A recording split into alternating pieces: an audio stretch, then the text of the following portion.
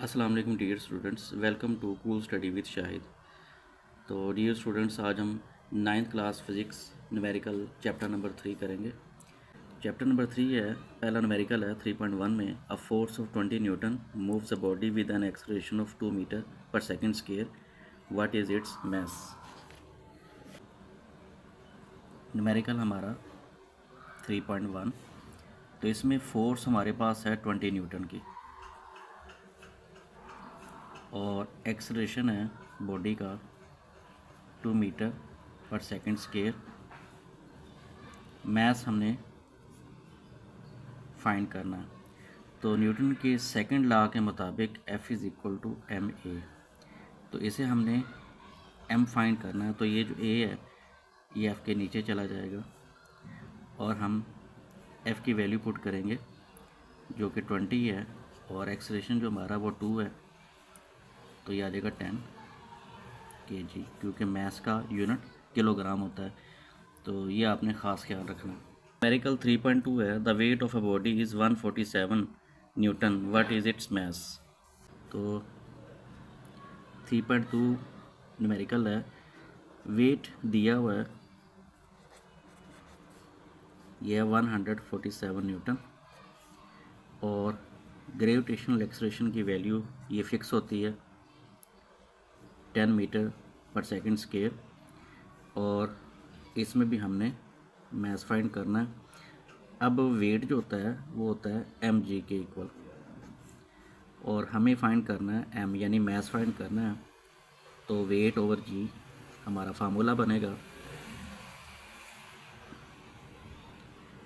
तो वेट की वैल्यू थी 147 और g की वैल्यू 10 है, ये आ जाएगा 14.7 किलोग्राम, क्योंकि मास का यूनिट किलोग्राम होता है। यूनिट लिखते वक्त आपने गलती नहीं करनी।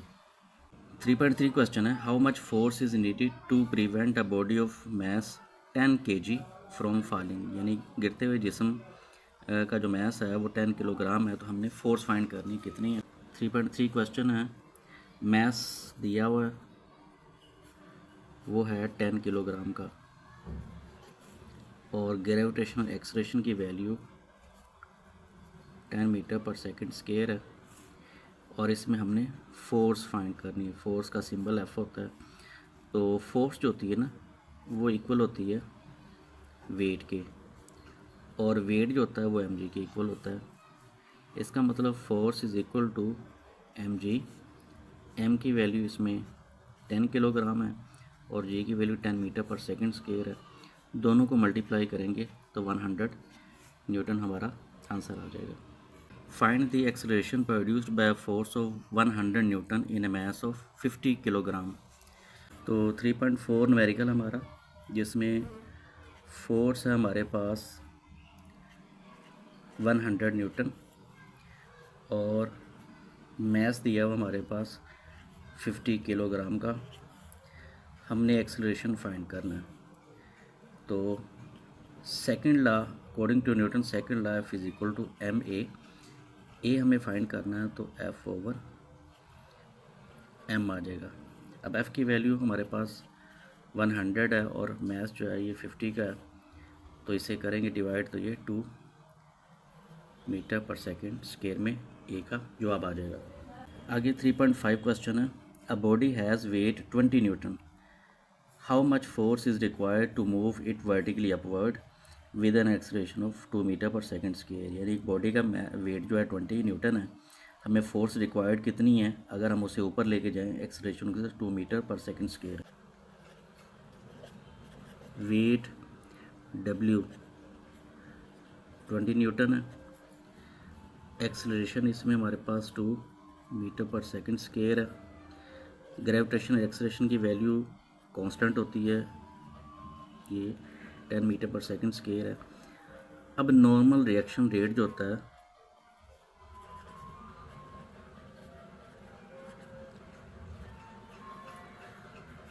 नॉर्मल रिएक्शन R W के इक्वल है और वो 20 न्यूटन है।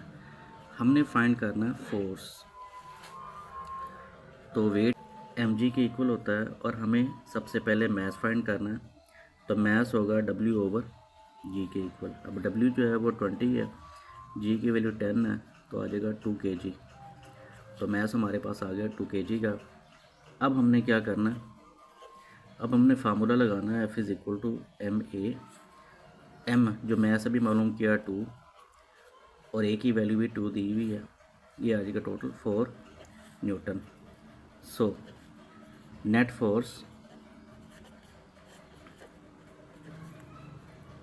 Net force required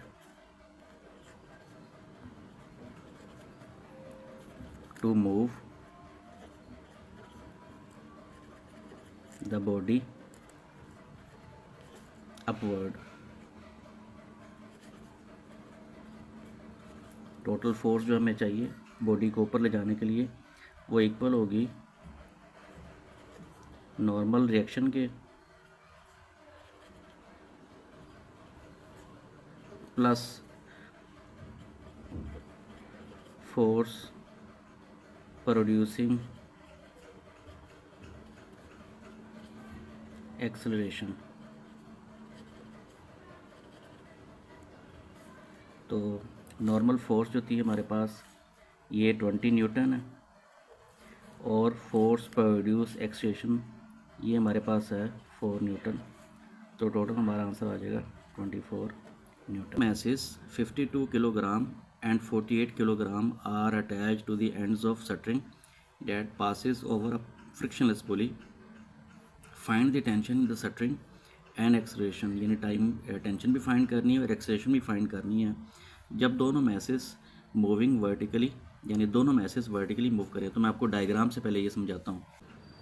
3.6 question. अब सबसे पहले ये एक पुली है और दोनों मैस जो हैं वो वर्टिकल मोशन में है, वर्टिकल पोजीशन में है। तो क्या करेंगे, पहले इनकी डायग्राम बना के इसको समझते कि कौन सा फार्मूला लगना है। ये मास m2 है, यानी कि m2g आ जाएगा और ये मास m1g है। तो इसमें m1 की वैल्यू 52 kg है। ये देखो ये नीचे है तो इसका मैस ज़्यादा है 52 kg और m2 की वैल्यू 48 kg है, ये 48 वाला आ गया। अब हमने g की वैल्यू कांस्टेंट होती है ग्रेविटेशन एक्सेलरेशन, वो होती है 10 मीटर पर सेकंड स्क्वायर। अब इसमें दो चीज़ें फाइंड करनी है, एक्सेलरेशन फाइंड करना है और टेंशन फाइंड करनी है। तो सबसे पहले एक्सेलरेशन फाइंड करते हैं। a is equal to m1 minus m2 multiply g over m1 plus m2। तो इसमें वैल्यू पुट करेंगे। m1 की वैल्यू 52 थी, m2 की वैल्यू 48 है, इसको मल्टीप्लाई करेंगे 10 के साथ। m1 की वैल्यू 52 और m2 की वैल्यू 48, इन दोनों को माइनस करेंगे 4 आ जाएगा। 4 को 10 से करेंगे मल्टीप्लाई, नीचे 100 कर देंगे तो ये आ जाएगा 4 ओवर 10 यानी कि 0.4 स्क्वायर में इसका आंसर आ जाएगा। इसके बाद हमने दूसरी चीज़ जो फाइंड करनी थी वो टेंशन। ये टेंशन है, तो टेंशन का जो फार्मूला होता है वो होता है 2m1 m2g over m1 plus m2। तो 2 कांस्टेंट आ गया, m1 की वैल्यू 52 है, m2 की वैल्यू 48 है, g की वैल्यू 10 है। नीचे इन दोनों को प्लस करना है यानी 52 और 48 को, तो इनको जब मल्टीप्लाई करेंगे ये बनेगा 49,920 ओवर 100। तो डिवाइड करके हमारे पास जो आंसर आएगा वो आएगा 499.2, जो कि राउंड ऑफ करके 500 न्यूटन आ जाएगा।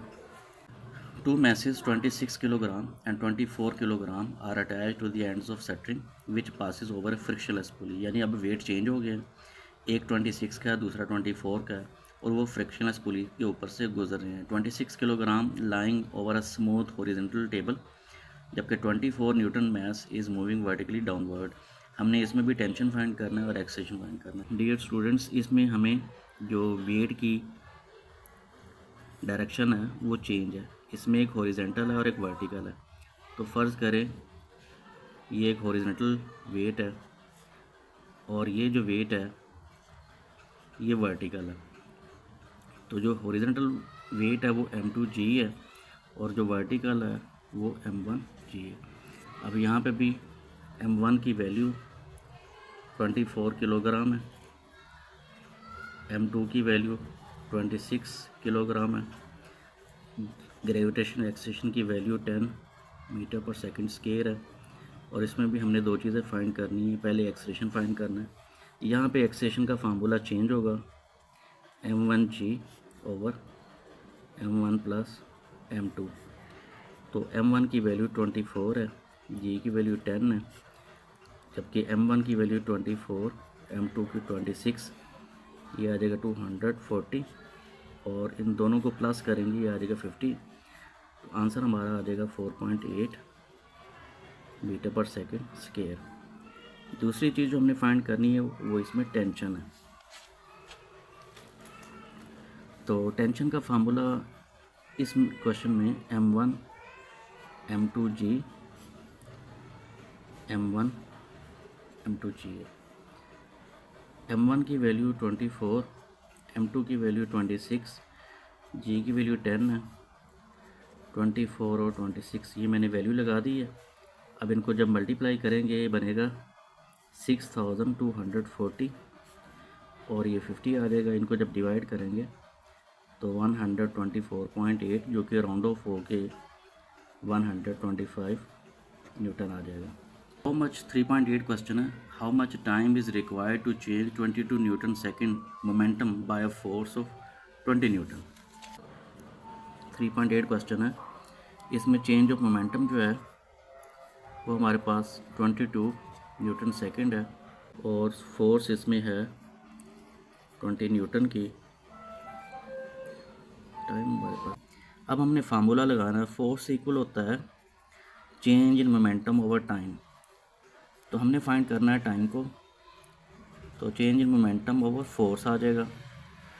फोर्स की value 20, change momentum of force, change momentum जो है था 22 न्यूटन सेकेंड और फोर्स थी 20 की, तो ये आ जाएगा 1.1 सेकेंड।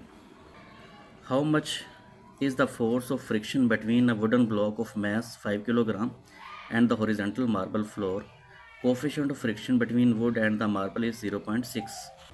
3.9 क्वेश्चन हमारा, इसमें मैस जो दिया है वो दिया है 5 किलोग्राम का और कोफिशेंट ऑफ फ्रिक्शन, ये जो इसका सिंबल होता है म्यू और साथ में एस लगेगा 0.6 और इसका कोई यूनिट नहीं होता। आगे फोर्स ऑफ फ्रिक्शन जो कि एफ एस सिंबल है उसका, वो हमने फाइंड करना है। तो स्टैटिक फोर्स यानी फोर्स ऑफ फ्रिक्शन इक्वल होता है म्यू एस और साथ में आ जाएगा एम जी के।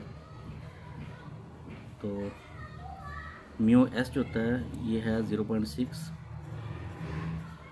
एम की वैल्यू इसमें 5 है और जी की वैल्यू इसमें 10 है। सबको मल्टीप्लाई करेंगे ये आ जाएगा 30 न्यूटन का। How much centripetal force is needed to make a body of mass 0.5 kilogram to move in a circle of radius 50 centimetre with speed 3 metre per second. हमारा 3.10 है। अब इसमें बॉडी का जो मास दिया है वो 0.5 किलोग्राम का दिया। उसके बाद इसमें जो रेडियस है सर्कल का वो 50 सेंटीमीटर में दिया हुआ।